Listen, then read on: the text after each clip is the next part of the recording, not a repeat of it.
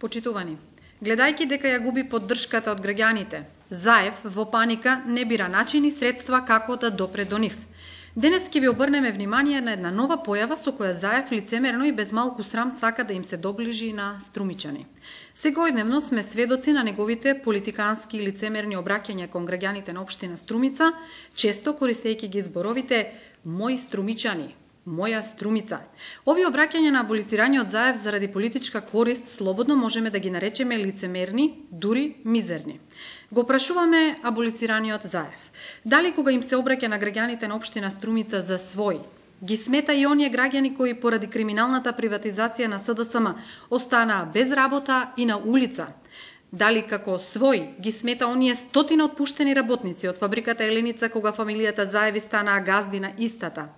Колку му се важни граѓаните на Струмица, Заев покажа на дело пред еден месец, кога по наредба на неговиот шеф Бранко Црвенковски им го сврте грбот на струмичани и ги заборави. Заев се откаже од струмичани. Поважно му беше да не му се налути Бранко Црвенковски. Граѓаните никогаш не биле приоритет на Заев, туку само средство за да дојде до власт. Струмичани се народ кој верува, но кој знае и да казни кога довербата е злоупотребена.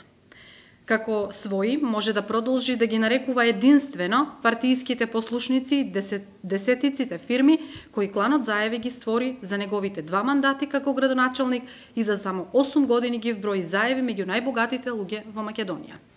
Струмичани повеќе не и веруваат на неговата лицемерна насмевка. Струмичани го видоа вистинското, арогантно и самобендисано лице на Заев, кој пред изборите се фалеше дека ужива 75% доверба и ќе победи со 8-10.000 гласови разлика. Вистината е поинаква. Заев не ужива ниту 50% од довербата на граѓаните, што кажува дека секој втор струмичанец е незадоволен од неговото практикување на локалната власт. Струмичани се народ со интегритет кој заслужува почит. Струмичани не припаѓаат никому, а најмалку на транзицијски богаташи кои ја злоупотребуваат довербата на народот.